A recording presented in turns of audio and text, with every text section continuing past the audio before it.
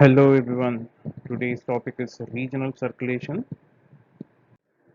Let us discuss it under the following headings: introduction, cutaneous circulation, skeletal muscle circulation, and splanchnic circulation. Regional circulation, it means the circulation through a particular region of the body. For example, the vascular bed of any organ. The vascular beds of an organ shows some individual characteristics. So its ability to regulate the circulation through unique features. Cutaneous circulation. So let us discuss it under the following headings: functional anatomy, characteristics, features, regulation of cutaneous blood flow, cutaneous vascular response. Cutaneous blood vessels. So cutaneous arterioles, they have dense network, so they lie just under the dermis. So mid-arteriole, they are the high resistant conducts between the arterioles and the capillaries. You can see the mid-arteriole here. So they provide the peripheral resistance. This is the main site of the peripheral resistance. So cutaneous capillaries, they provide larger surface area. So mainly for the heat exchange.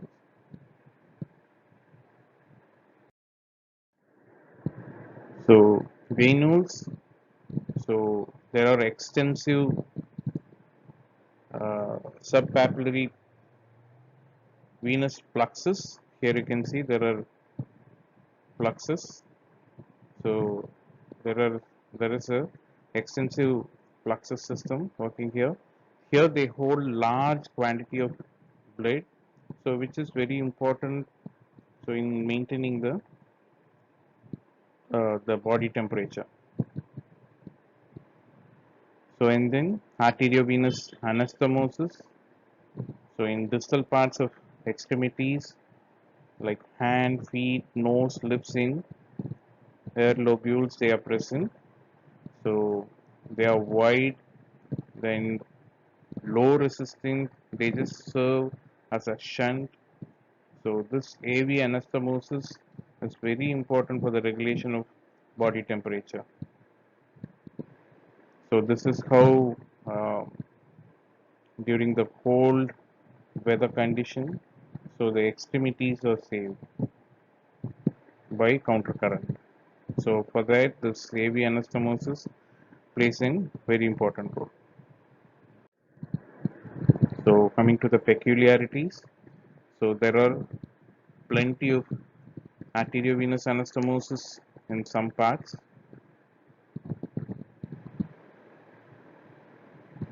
So it acts as reservoir of blood and helps in translocation of blood.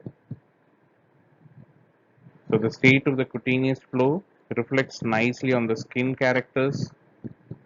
So that is whether the temperature is cold, hot. So it show red, blue, and all. The amount of flow can vary highly. So it is very important to regulate our body temperature.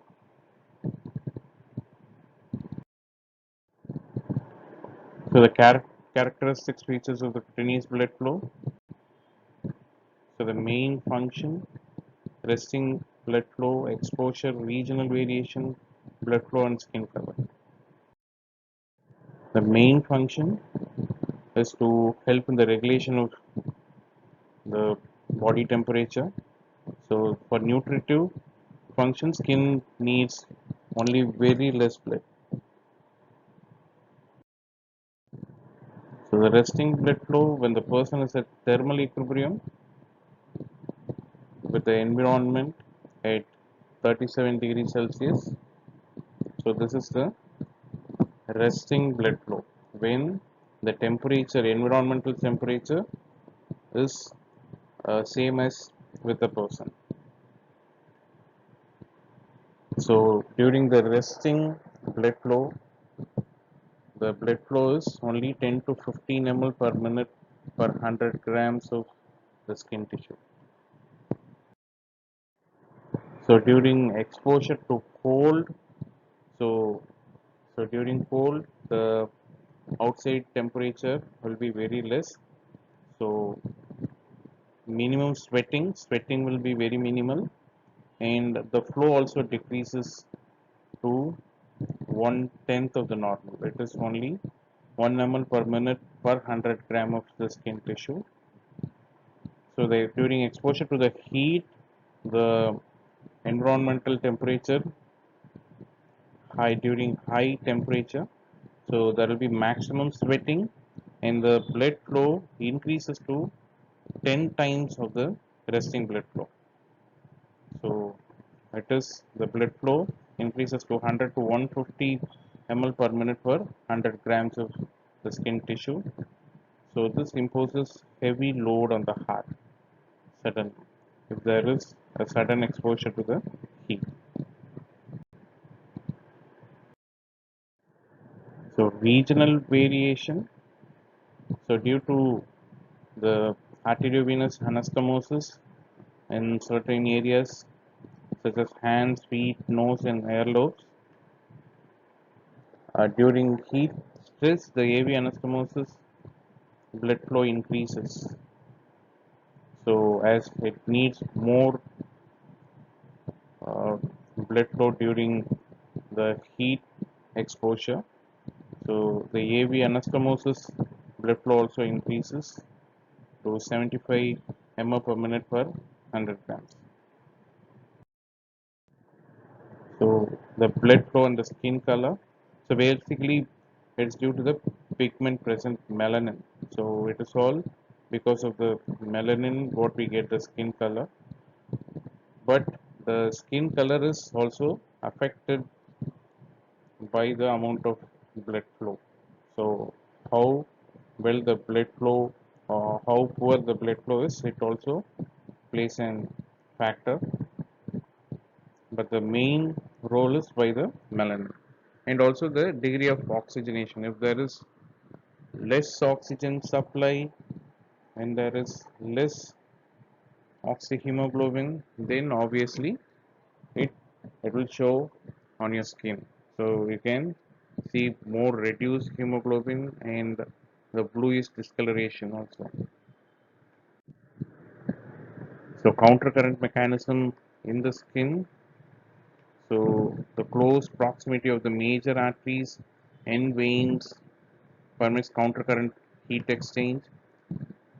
Cold blood that flows in veins from a cooled hand toward the heart takes up heat from the adjacent arteries. So this warms the venous blood and cools the arterial blood. So the heat exchange takes place in the opposite direction when the extremity is exposed to heat. So this we have already discussed in the kidney also, the countercurrent mechanism. Here it happens mainly for the regulation of heat.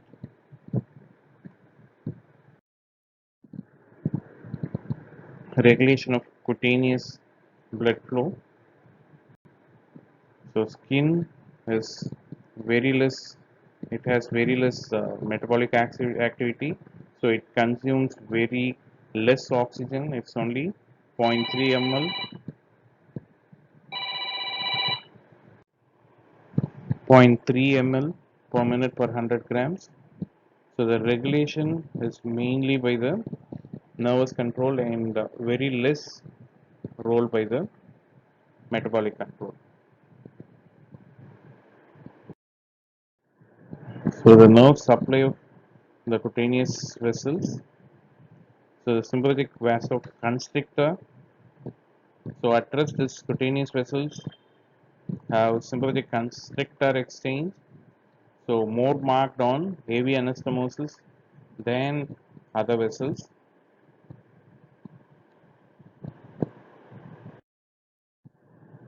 So the parasympathetic vasodilator, they don't supply to the cutaneous vessels. We have only sympathetic vasoconstrictor and not the parasympathetic vasodilator. So, but vasodilatation happens due to the reduced sympathetic effect and also the due to the local release of the bradykinin and also the histamine from the sweat glands.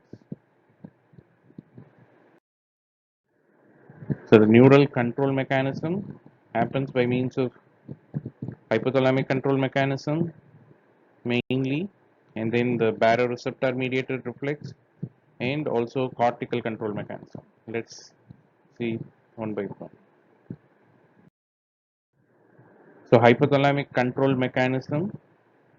So temperature regulation center of hypothalamus, they mediate the thermoregulation by increase or decrease of sympathetic discharge to the cutaneous vessels. As the cutaneous nervous system, they don't have parasympathetic vasodilatation, so the constriction and dilatation happens only by the sympathetic nervous system. So this sympathetic innervation, so that maintains the tone, so that is very very important to know. So if the sympathetic nerve has a tone which maintains the vasoconstriction and which is mainly controlled by the hypothalamus. So instruction from the hypothalamus causes more severe vasoconstriction, and if there is no instruction, then automatically the cell will not cause severe vasoconstriction. And when there is a local flow of the neurotransmitters or cytokines like bradykinin and histamine, the vasodilatation happens. So hypothalamic control mechanism. So this is under the resting condition. So with thermal equilibrium at 37 degree Celsius. So sympathetic vasoconstrictor has mild tonic discharge. So this you have to remember. So it has tonic discharge. So at resting condition there will be some vasoconstrictor effect always. So this keeps the arteriovenous anastomosis always closed. So due to the vasoconstrictor effect. So during exposure to heat or heat stress, so this sympathetic discharge decreases. When there is exposure to the heat happens, the sympathetic discharge decreases. So the AV anastomosis and the cutaneous vessels, everything dilates. So as there is no discharge, it will dilate. So the sweat glands, they get activated due to the cholinergic sympathetic discharge and also due to the local release of bradykinin. It also increases the blood flow to the skin. So the blood flow increases to 10 times, that is 150 ml per minute per 100 grams. So heat is precipitated by radiation, evaporation and conduction. So this is physics. Let us go through physiology. So during exposure to cold stress, so there will be increased sympathetic discharge. So that causes severe cutaneous vasoconstriction. So that decreases the blood flow and reduces the blood flow to 1/10 of the resting cutaneous blood flow. So which is 1 milliliter per minute per 100 grams. So this leads to the conservation of heat. So this is how the heat is regulated by the hypothalamus.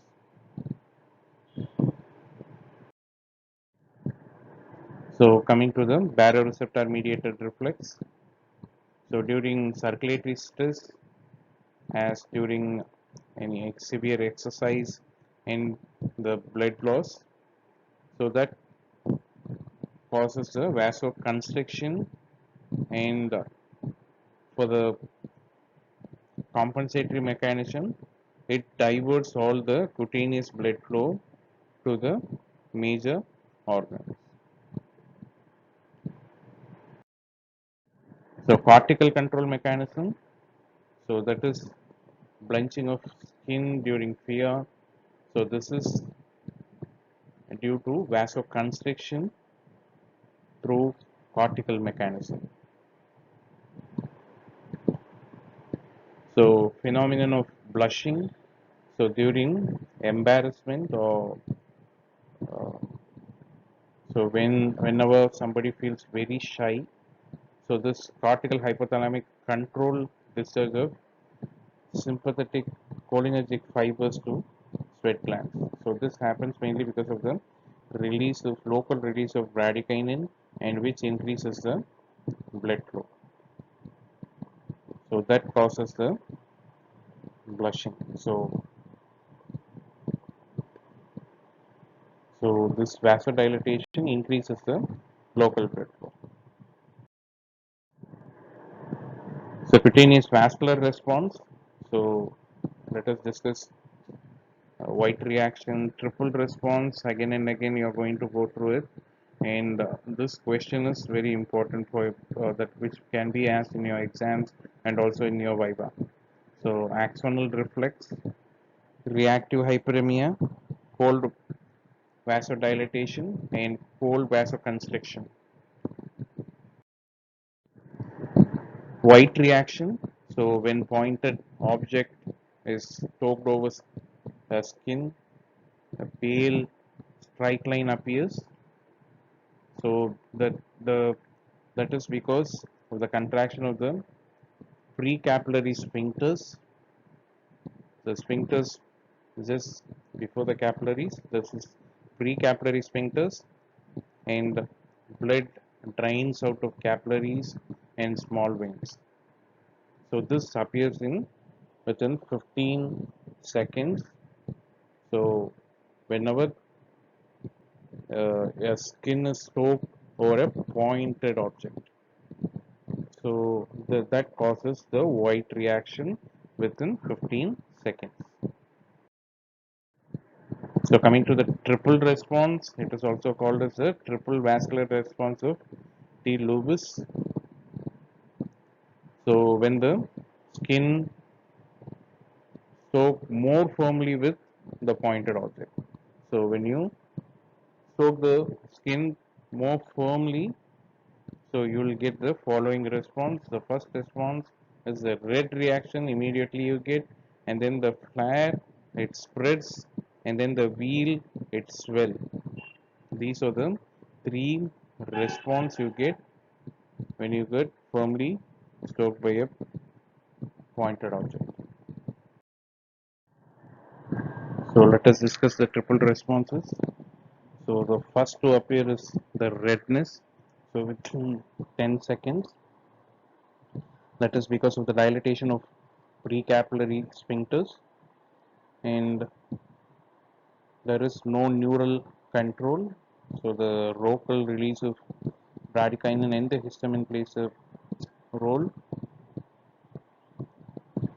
and then after a few minutes the flare appears, that is diffusely spreading irregular outline of the redness. So this is because of the dilatation of arterioles and also the precapillary sphincters. So this is mainly by the neural control, that is by axon reflex. Let us discuss it later. The last to appear is the wheal, that is swelling in the localized edema. So this is because of the increased capillary permeability and the extravasation of the fluid. So this is mainly, so the increased permeability of the capillaries happens because of the histamine and also the histamine-like substances like substance by the mast cell.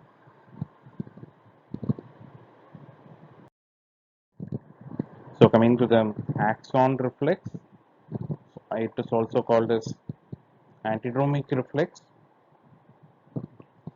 response elicited by the peripheral nerve stimulation. So this reflex will not go to the CNS. It all happens locally. This is a local response or local reflex. This is attributed to the impulses traveling proximally from the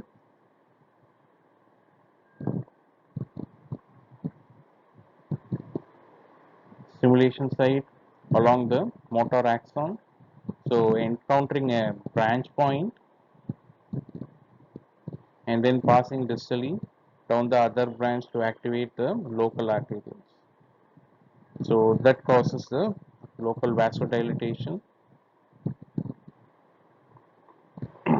and in the muscle it causes the contractions. So this is how the redness spreads due to the axonal reflex. So dermatographia. So this is striking triple response that occurs as an unusual reaction. Anything drawn on skin causes this. So this is because of the excessive release of the histamine. For someone, if you even do a little scratching, so that causes uh, the red reaction to appear immediately. So this is because of the extensive release of the histamine. So reactive hyperemia. So this is a phenomena by vessel control blood flow to the organ after ischemia due to occlusion. So the local hypoxia, so it's a major cause. So the local hypoxia causes the vasodilatation of arterioles in precapillary sphincters. So that increases the blood flow and that causes the hyperemia. So the blood flow exceeds the control level when the occlusion is removed. When there is an occlusion and suddenly when it is removed, that increases the blood flow and that causes the hyperemia.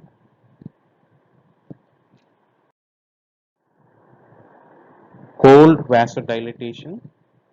So that is exposure to the cold, severe cold, that causes the cutaneous vasoconstriction due to the hypothalamic mechanism. So, but when it is exposed for a longer time, so that causes the vasoconstriction. So, immediate exposure to the cold, then the response is vasoconstriction. But if it is uh, exposed for a longer time, then that causes a vasoconstriction.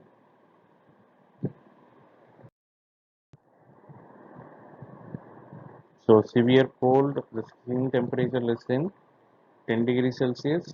So pain, release of histamine and other polypeptide, also the release of plasmakinin. So this excites the sensory terminal via the axon reflex,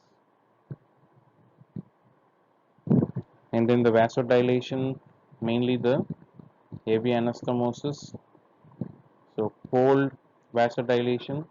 So that is the main cause of the reddy cheeks in many white skin people. So you can see this reddy cheeks. So that is because of the vasodilatation. So during a cold day, very long cold day, that you can find that ready cheeks in the white. And cold vasoconstriction, so that is exposure to the cold, the cutaneous vasoconstriction is due to the hypothalamic mechanism. This we have discussed.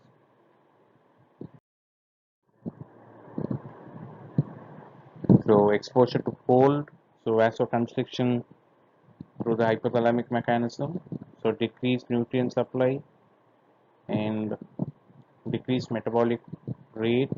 Unlike in muscle, accumulation of local metabolite happens, then that is not able to cause the vasodilation. So maximal vasoconstrictor is there. So this precapillary resistance also increases. So that may lead to the cutaneous ischemia. Moving on to our next topic, skeletal muscle circulation. Let us discuss under the following headings: characteristics features, regulation of the blood flow by autoregulation, metabolic control mechanism, and nervous control mechanism.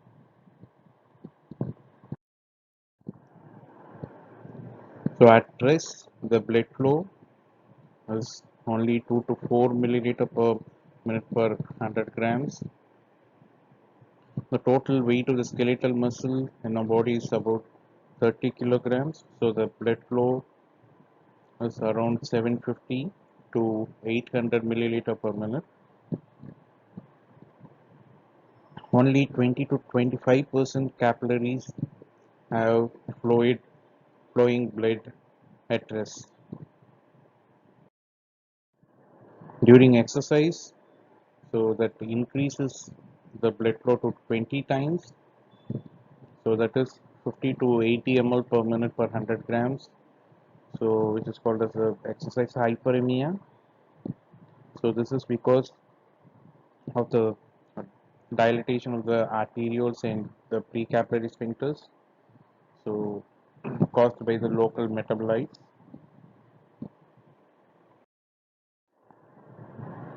So the blood flow to the muscle is intermittent, as there will be always contraction of the muscle.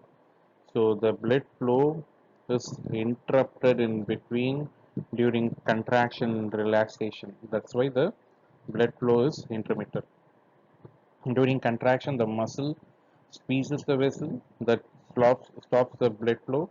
Again, the relaxation happens, so that increases the blood flow. So this contraction in the relaxation causes the intermittent blood flow.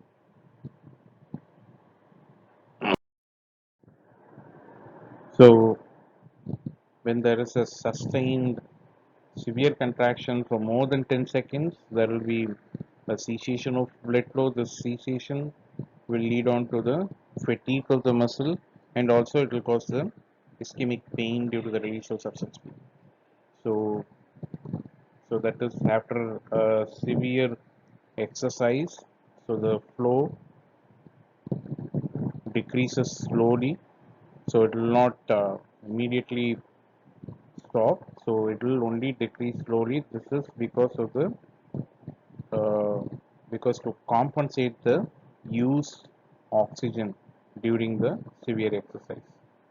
So for that, it will take uh, the blood flow will continue to flow, and the oxygen taken from the myoglobin will all get restored.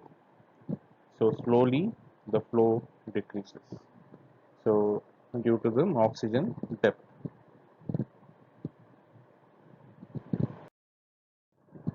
So reactive hyperemia, we have discussed this. So this is a phenomenon by vessel control blood flow to the organ after an ischemia due to occlusion. So the local hypoxia causes a vasodilatation of the vessels. So the blood flow exceeds the control level when occlusion is removed. regulation of blood flow by autoregulation, metabolic control, and nervous control. Autoregulation, so it is the ability of an organ to adjust its vascular resistance and maintain a relatively constant blood flow over a range of an arterial pressure. So here myogenic theory. So the precapillary resistant vessels have high basal myogenic tone, rise in the pressure inside that stretches the induced contraction of sphincter, that protects the capillary from undue rise in the pressure. So mainly in the leg muscles, and that prevents the pedal edema.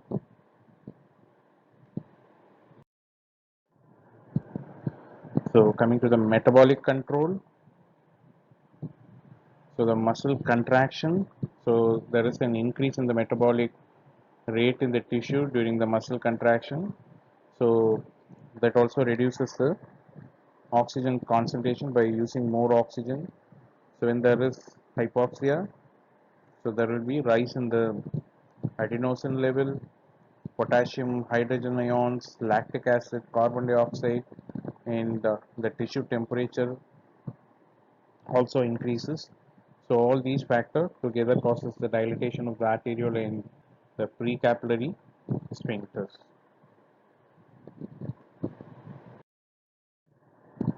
Nervous control mechanism. So the skeletal muscle vessels are supplied by sympathetic vasoconstrictors and also the sympathetic vasodilators. So vasoconstrictor effect during resting condition, the noradrenaline sympathetic nerve discharge. So at rest, only one impulse per second, and while standing,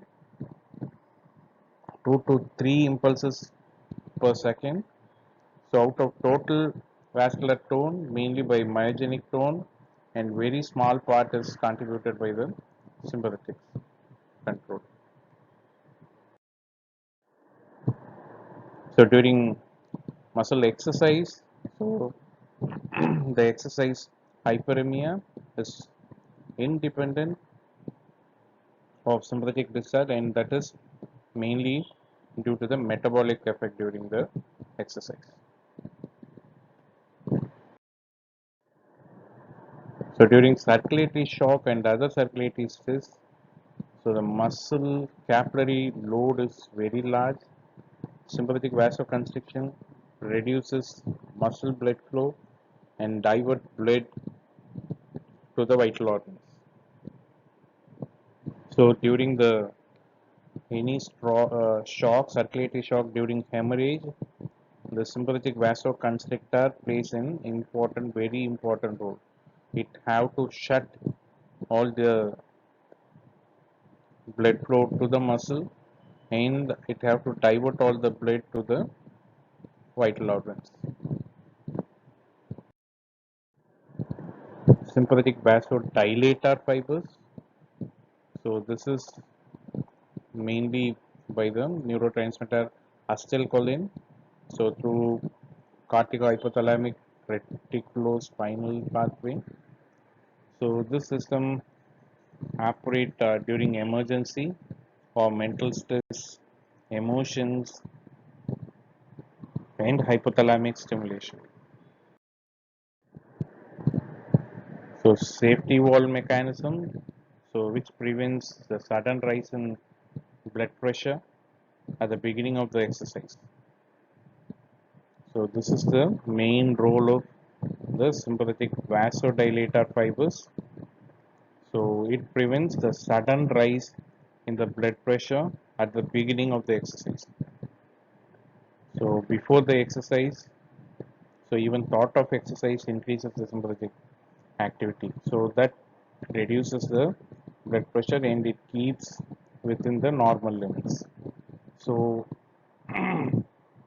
these fibers reduces the total peripheral resistance and also the blood pressure within the normal limits. So simulation of the vasodilator fibers dilates only the arteriole. Please note only the arteriole and not the precapillary sphincters. So the blood flow to the muscle doesn't increase. So it only reduces the resistance. After exercise, these precapillary sphincters dilates by local metabolites and then the muscle blood flow increases. Okay, moving on to our last topic, splanchnic circulation. So this is the circulation through the liver, spleen, pancreas and the gastrointestinal tract. So the blood flow to the liver is 15% of the total blood volume. So of this 25% from the hepatic artery. The mean arterial pressure of the hepatic artery is 90 milliliter of mercury and 75% from the portal vein. So the mean arterial pressure of the portal vein is only 10 millimeter of mercury.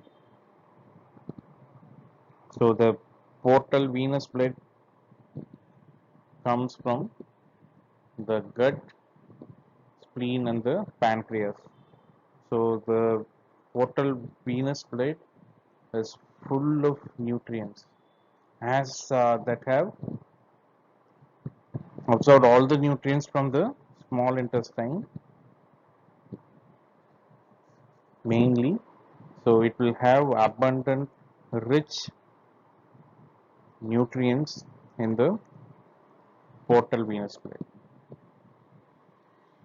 So circulation is arranged such that the liver gets both nutrients from the gut and also hormones from the pancreas.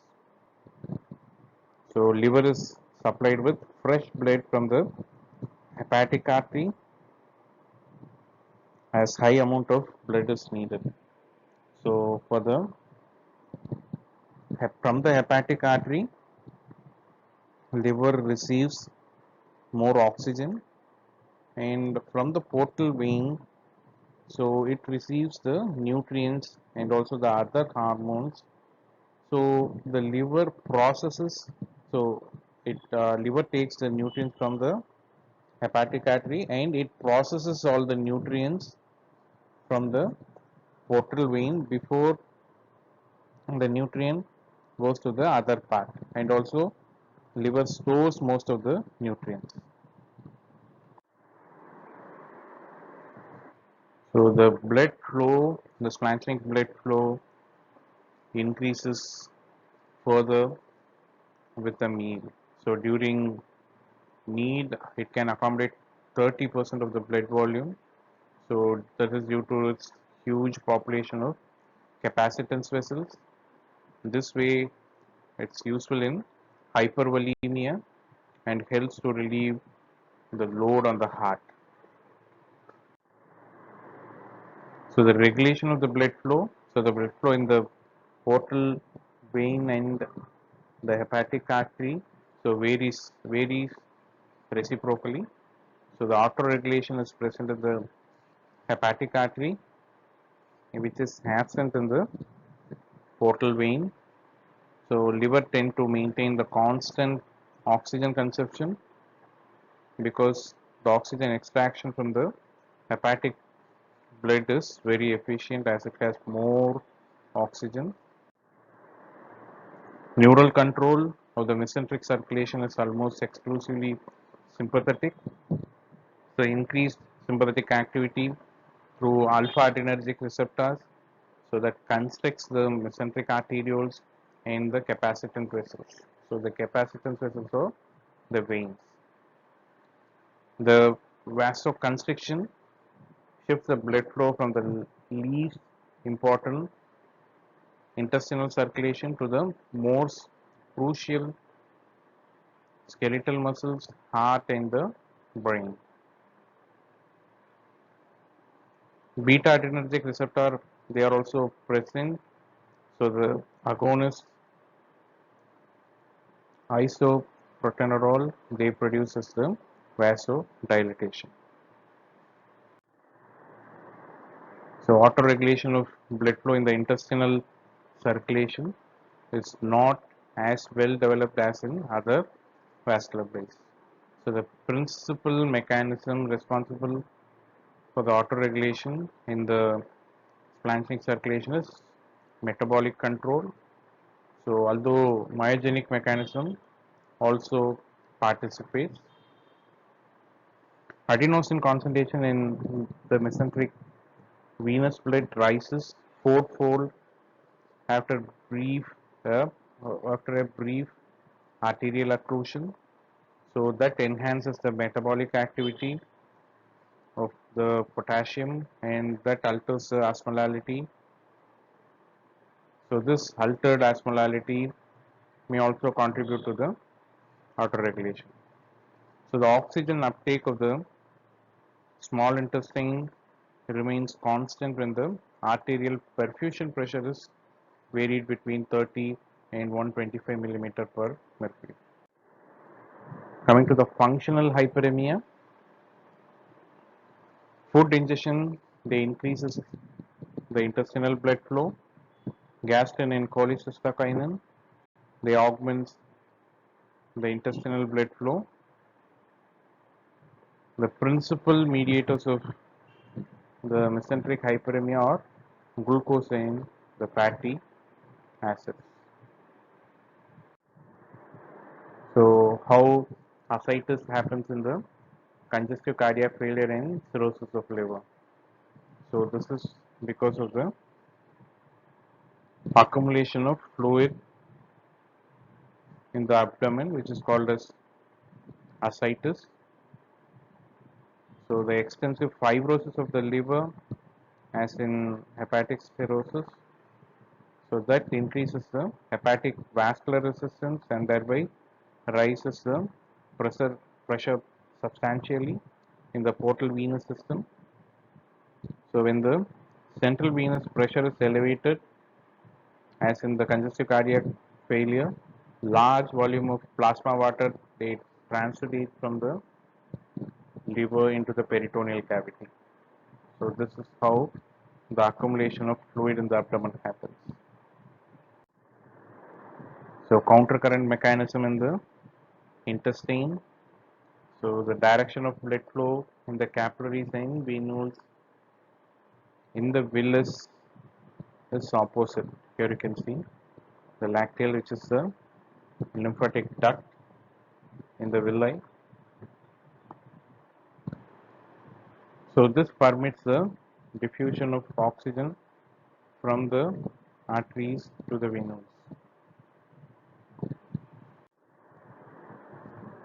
So in summary, we have discussed the cutaneous circulation, so which is important to maintain our body temperature.